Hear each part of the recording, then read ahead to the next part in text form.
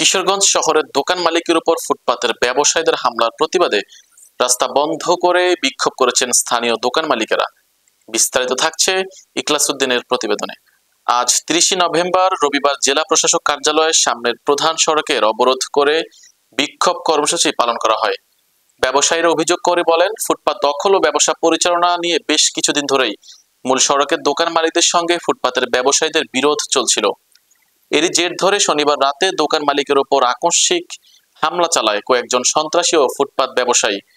এই ঘটনার পরপরই এলাকার দোকান মালিকরা ক্ষোভ প্রকাশ করে সড়কে অবরোধে নামেন।